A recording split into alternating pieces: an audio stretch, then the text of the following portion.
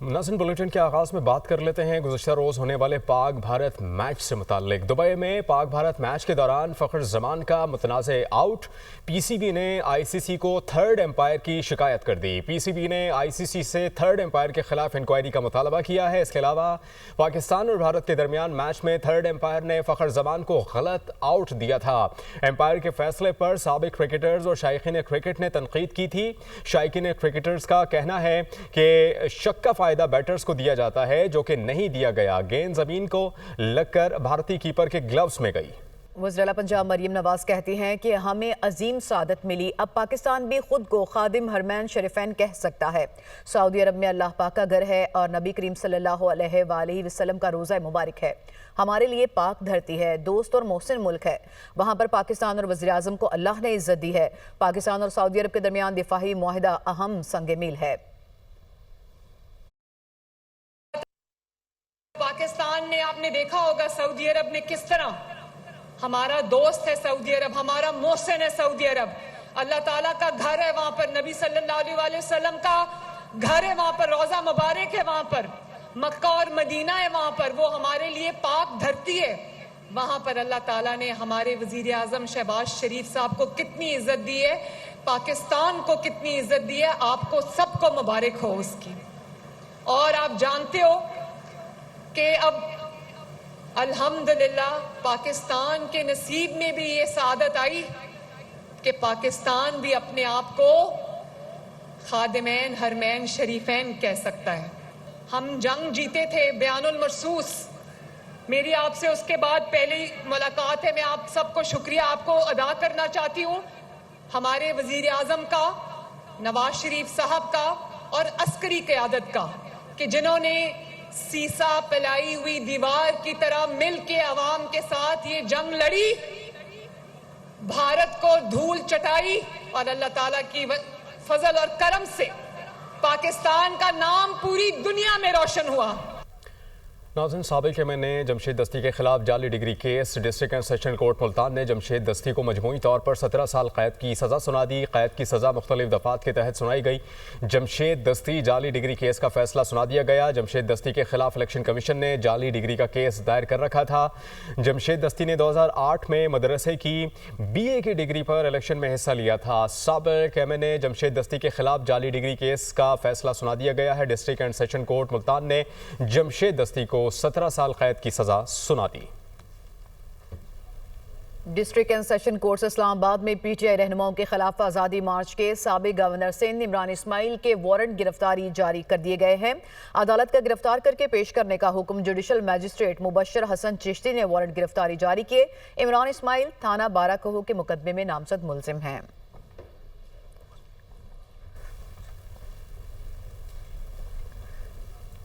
आगे बढ़ते हुए खबर आपको दें, कराची प्रेस क्लब के बाहर एहतजाज। मुजाहिरीन ने सड़क पर धरना दे दिया। मुजाहिरीन ने सड़क पर मौसीकी की महफिल सजा ली। इस पर मजीद बात करने के लिए बिलाल नसीर कराची में ज्वाइन कर रहे हैं। कराची से बिलाल, बताइएगा धरने के जो शुरका वहाँ पर मौजूद हैं उनका क्या मुतालबा है? जी बिल्कुल, इनका मुतालबा है कि 2 साल कबल सरकारी सतह पर 319 म्यूजिकल टीचर्स की भर्ती की गई थी, जिसमें नापा में इन्हें तरबियत भी फराहम की गई थी। 2000 उम्मीदवारों ने टेस्ट दिया था, 319 अहल करार पाए थे और ऑफर लेटर के हवाले से कहा गया था, लेकिन अब तक ज्वाइनिंग जो है वो लेटर नहीं दिए गए, जिस पर इन्होंने एहतजाज किया है। फौरी तौर पर पुलिस ने क्रैकडाउन किया था, ये पेशकदमी कर रहे थे रेड जोन की तरफ, तो 10 स्कूल टीचर्स को जो है म्यूजिकल उनको हिरासत में लिया गया था। इस वक्त ये एहतजाज अपना रिकॉर्ड करवा रहे हैं और इनका मुतालबा है कि इन्हें ज्वाइनिंग लेटर फराहम किए जाएं। पुलिस का कहना है कि मुज़ाकरात ठीक है, ज्वाइनिंग लेटर्स फराहम किए जाएं और दीगर मुतालबात भी हैं इन टीचर्स के। आप हमें अपडेट कर रहे थे, बहुत शुक्रिया। अक़वाम मुत्तहिदा की 80वें सालाना सरबराही इजलास का आगाज़ हो गया। दुनिया भर के रहनुमा आलमी मसाइल पर बातचीत के लिए न्यूयॉर्क में जमा होना शुरू हो चुके हैं। अमन, तरक्की, माहौलियाती और इंसानी हकूक़ इजलास का मरकजी एजेंडा है। अक़वाम मुत्तहिदा के सदर ने इस्लाहात और इत्तेहाद पर जोर दिया। इजलास में फ़लस्तीन यूक्रेन बहरान पर आलमी बरादरी का सख्त मौक़िफ़ सामने आने का इम्कान है। माहौलियाती तब्दीली पर फ़ौरी इक़दामात का मुतालबा भी जोर पकड़ने लगा है। अक़वाम मुत्तहिदा को मज़ीद मौसर बनाने के लिए तजावीज़ पेश की जाएंगी। 23 सितंबर से आलमी रहनुमा जनरल डिबेट में अपने अपने ममालिक की नुमाइंदगी करेंगे। आलमी मईशत, गुरबत और भूख के खात्मे पर भी बातचीत होगी। इजलास में आलमी ताउन, इंसाफ और पायदार तरक्की पर तकारीर और मुबाहिसे होंगे। बरतानिया ने फ़लस्तीन को आज़ाद रियासत तस्लीम करने के बाद अपने सरकारी नक्शों में भी शामिल कर लिया। खबर एजेंसी के मुताबिक बरतानवी हुकूमत ने सरकारी ऑनलाइन नक्शाजात पर फ़लस्तीनी मकबूजा इलाकों के बजाय रियासत फ़लस्तीन का इंदराज कर दिया।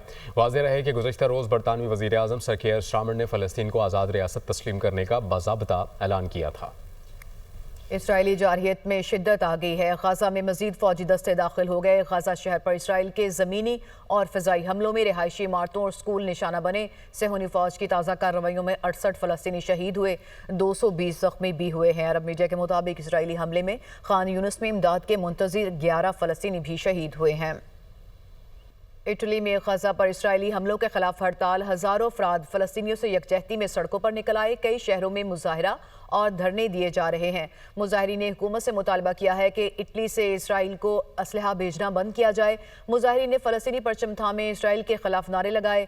मजदूर यूनियंस की कॉल पर इसराइल मुखालिफ मुजाहरे शिद्दत इख्तियार कर चुके हैं। मुजाहिरीन ने फ़लस्तीन की आज़ादी तक जद्दोजहद जारी रहेगी के नारे भी लगाए और कहा कि हड़ताल का मकसद इसराइल की कार्रवाइयों के खिलाफ आलमी दबाव को बढ़ाना है। मार्च में मुख्तलिफ मज़ाहिब और नस्लों के अफराद ने शिरकत की। मुजाहिरीन ने इसराइल को फाशिस्ट दहशतगर्द रियासत करार दिया। हड़ताल से इटली की ट्रांसपोर्ट सर्विसेज शदीद मुतासिर हुई, जिससे शहरियों को मुश्किलात का सामना करना पड़ा। वज़ीर आला पंजाब मरियम नवाज़ का बहावल नगर में technical training institute flood relief camp का दौरा। उन्होंने फ्लड रिलीफ कैंप में पैदा होने वाले बच्चे के वालिदैन से मुलाकात की, मुबारकबाद और बहुत सी दुआएं दी। फ्लड रिलीफ कैंप में पैदा होने वाले बच्चे का नाम नवाज शरीफ और बच्ची का नाम मरियम नवाज़ रखा गया। वज़ीर आला पंजाब का फ्लड रिलीफ कैंप में सनत इज़ार मरकज़ का दौरा। सिलाई कढ़ाई करने वाली ख़वातीन से खुशगवार मूड में उन्होंने गुफ्तगू की। उन्होंने सिलाई मशीन पर कपड़े की सिलाई भी की। वज़ीर आला पंजाब मरियम नवाज़ की फ्लड रिलीफ कैंप में सैलाब मुतासरीन से मुलाकात, मर्द और ख़वातीन से बातचीत की। इसके अलावा सहूलतों की फराहमी के बारे में भी दरियाफ्त किया। ख़वातीन के साथ बैठ गईं, बच्चों से इज़हार शफ़क़त किया। वो फ्लड रिलीफ कैंप में आर्जी क्लासों में मासूम बच्चों में घुल मिल गईं। मासूम बच्चों का इज़हार मुसर्रत। दरियाए सिंध कोटड़ी बैराज पर पानी की सतह में इजाफे का सिलसिला जारी है। दरमियाने दर्जे की सैलाबी सूरत हाल बरकरार है। कोटड़ी बैराज अपस्ट्रीम पर पानी की आमद 3,64,041 क्यूसिक हो चुकी है। ताज़ा तरीन सूरत हाल बताएंगे नुमाइंदा दुनिया न्यूज़ इल्ताफ कोटी। जी, जिस तरह आपने सवाल किया है उसका तो यही जवाब दिया जा सकता है कि कोटड़ी बैराज से दरमियानी दर्जे का इत्मीनान बख्श जो है वो सैलाब गुजर रहा है और इम्कान ज़ाहिर किया जा रहा है अगर इसमें कुछ और इजाफा हो जाएगा तो वो भी यहाँ से इत्मीनान से गुजर जाएगा। जो गुज़िश्ता 24 घंटे के दौरान, जो गुज़िश्ता एक हफ़्ते के दौरान कोई 10,000 क्यूसेक और 12,000 और 15,000 क्यूसेक पानी में इजाफा हो रहा था, वो इस वक्त जो गुज़िश्ता 24 घंटे के दौरान सिर्फ 3,289 क्यूसेक पानी में इजाफा हुई है। जबकि यहाँ पर बंदों की सूरत हाल के बारे में महकमा आपाशी और ज़िला इंतज़ामिया का कहना है कि यहाँ पर जो मुलाजमीन को वो 24 घंटे अलर्ट किया हुआ है। यहाँ पर बंदों की सूरत हाल इत्मीनान बख्श, कहीं पर कटा हुआ अभी तक सामने नहीं आया है। जबकि जो कच्चे के इलाके के अंदर जो है पानी, जो सहरिश नगर है, यहाँ पर जो पानी आ गया है जिसके बायस कच्चे के इलाके अंदर जो कुछ मकीन थे वो यहाँ पर कैंप क्यों लगाए गए हैं। जो ज़िला इंतज़ामिया की जानिब से ये कहा जा रहा था कि 18,000 लोग जो है यहाँ पर 7 यूसिस के मुतासिर होंगे, जिनके लिए 12 कैंप्स लगाए गए। इसी तरह तिब्बी कैंप्स लगाए गए और लाइफ स्टॉक के लिए जो मवेशी हैं उनको कोई 86,000 मवेशियों को वैक्सीनेशन की गई है। और ये सूरत हाल यहाँ पर काबिल इत्मीनान दिखाई देती है। कराची वालों के लिए बारिश के बाद हालात मामूल पर ना आ सके। जमा होने वाला पानी, सड़कों की टूट फूट अब भी परेशानी की वजह बनी हुई है। PIB कॉलोनी के इलाके में सीवरेज की लाइन बैठ गई। शहरियों को शदीद मुश्किलात का सामना करना पड़ रहा है। सूरत हाल बताएंगे सालिक शाह। हाँ जी, बिल्कुल। हालिया शहर में बारिशों के बाद जो शहर का इंफ्रास्ट्रक्चर जो तबाह हुआ है, उसके बाद शहर के मुख्तलिफ इलाकों की सड़कें हैं वो वहाँ पर खंडर जो बन चुकी हैं। शहर की विस्तृत सड़कें, वहाँ पर जो बारिश का पानी ताहाल मौजूद है, जबकि बारिश के पानी की वजह से जहाँ की सड़कें जो है मुकम्मल तौर पर मखदूश होगी। आज 5वां दिन है इस इलाके को, इस सड़क को धंसे हुए काफ़ी बड़ा हिस्सा है। करीबन 30 से 40 फीट की जो सड़क का जो हिस्सा है वो मुकम्मल तौर पर जो धंसा हुआ है। यहाँ पर आसपास के जो रहने वाले जो अफराद हैं, यहाँ के दुकानदार हैं, उनको शदीद मुश्किल का सामना करना पड़ रहा है। जबकि मकीनों का ये कहना है कि 4 रोज़ गुजर जाने के बावजूद अब तक यहाँ पर जो है ना इंतज़ामिया यहाँ पर आई है, ना यहाँ पर जो मुताल्लिका इदारे यहाँ पर पहुँचे। जबकि यहाँ पर जो मौजूद दुकानदार हैं, यहाँ पर जो मौजूद जो अफराद हैं, वो अपनी मदद आपके तहत इस गड्ढे को भरने की कोशिश कर रहे हैं और अपनी दुकानों की सफाई करने की कोशिश कर रहे हैं। अंकल बताएं, क्या कब से ये हुआ है? आज कितने दिन? 4 दिन तक ढका, ये धस गया था ये हिस्सा अचानक। उसके बाद में रात को आए, वो रात के अंधेरे में सारी दुकानों के आधे शटर पे ये देखें टेढ़े हो गए, रात के अंधेरे में यहाँ तक मिट्टी डाल के गए। पीआईबी कॉलोनी को जो मिलाने वाला 3 हट्टी को मिलाने वाली जो सड़क है वो मुकम्मल तौर पे जो उसका एक पूरा हिस्सा मुकम्मल तौर पे बंद है। यहाँ पर जो आने वाले शहरी हैं वो जो वन वे ट्रैफिक यहाँ पे इस्तेमाल कर रहे हैं, यहाँ पर मौजूद जो शहरी और दुकानदार उनको शदीद मुश्किलात का सामना करना पड़ा है। जी, वज़ीर इत्तलात और सीनियर वज़ीर सिंध शर्जीलिना मेमन ने कहा कि बड़ी स्कीमों में मसाइल आते रहते हैं, अवामी मसाइल हल करना सिंध हुकूमत की तरजीह है। बड़े बड़े स्कीम्स हैं, उसमें बहुत सारे इस तरह के इशूज़ आते हैं। हुकूमत सिंध की ये प्रायोरिटी है, जो भी अवामी मसाइल हैं उनको हम टॉप प्रायोरिटी पे हल करें। ट्रांसपोर्ट के और मेगा प्रोजेक्ट्स हैं जिस पे हुकूमत सिंध काम कर रही है और बहुत जल्दी आपको इंशाल्लाह ताला चंद हफ्तों की बात है कि हमारी डबल डेकर बसेस भी कराची शहर में पहुंच जाएंगी। महकमा ट्रांसपोर्ट जो है वो अपनी लीडरशिप के अहकामात पर आवाम को सहूलियत देने के लिए कोशिश कर रहा है। सिंध में जो है वो ईवी बसेस और नॉर्मल बसेस बना करेंगी। यहाँ मैन्युफैक्चरिंग प्लांट्स जो हैं वो लगेंगे। हमारी प्रायोरिटी इस वक्त पाकिस्तान का इकोनॉमिक पहिया जो है उसको आगे बढ़ाया जाए और उसके लिए ज़्यादा से ज़्यादा इंडस्ट्रीज़ लगें। चेयरमैन पीटीआई बैरिस्टर गौहर ने कहा है कि पाकिस्तान और सऊदी अरब का दिफाही मुआहदा अच्छी बात है। हमने हमेशा सऊदी अरब की हिमायत की, हमारा ताल्लुक बहुत मजबूत है। जो चीज़ उम्मत मुस्लिमा को मजबूत करेगी हम उसकी हिमायत करेंगे।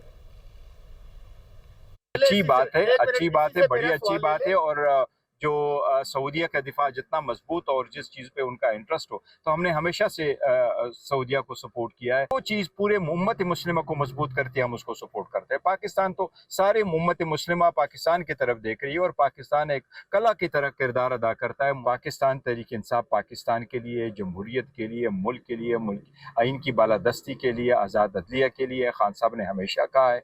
हम खान साहब ने कहा है मुल्क भी हमारा, फौज भी हमारी। पाकिस्तान तहरीक इंसाफ का मैं सोच भी नहीं सकता कि कोई बंदा ये कहे। हमारे मर्जी से नहीं, पार्टी जो मौक़िफ़ देती है वो हम एक्सप्लेन करते रहते हैं। पॉलिटिकल कमेटी फैसला करती है, खान साहब की डायरेक्शन आ जाती है और हम जो भी सियासी एक्टिविटी करते हैं वो हमेशा से खान साहब बताते हैं और हम उसका फॉर्मल अनाउंस करते हैं। बाकी तो देखो ना, सोशल मीडिया में कुछ हमारे होंगे लेकिन बहुत सारे वॉलंटियर्स है, लोग हैं। सोशल मीडिया एक ऐसा फोरम है उस पर किसी का भी कंट्रोल नहीं हो।